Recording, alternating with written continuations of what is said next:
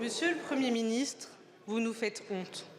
Vous faites honte aux 16 millions d'électeurs qui se sont massivement mobilisés le 7 juillet dernier pour éviter que notre République bascule vers le racisme et la xénophobie.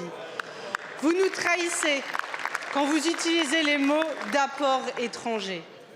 Vous insultez tous nos compatriotes pour qui l'immigration est une partie intégrante de leur histoire et de leur identité personnelle.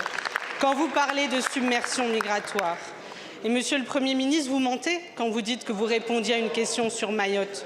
Vous mentez quand vous dites que vos propos ne concernaient que Mayotte.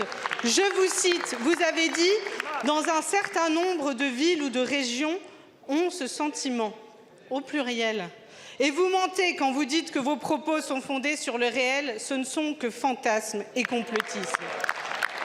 Vous avez jeté en pâture à l'extrême droite toutes celles et tous ceux qui sont nés hors de nos frontières mais qui vivent avec nous. Vous les abandonnez.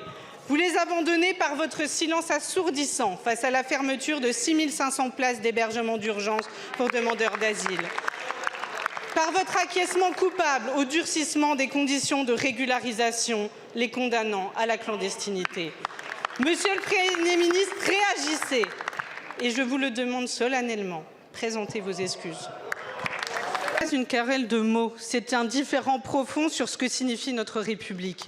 Notre République, elle est fraternelle. Notre République, elle accueille. Et vous l'avez dit, notre pays a été construit grâce à l'immigration. Et il est beau, notre pays. Et on l'aime, et il a des milliers de visages. Et vous rendez-vous compte de l'insulte que vous faites à ces milliers, à ces millions de Français qui ont dans leur chair l'histoire de l'immigration. Cela, vous leur crachez à la figure et c'est insupportable. Ah ben, vous reprenez les mots, vous reprenez les théories de l'extrême droite qui ne sont fondées en rien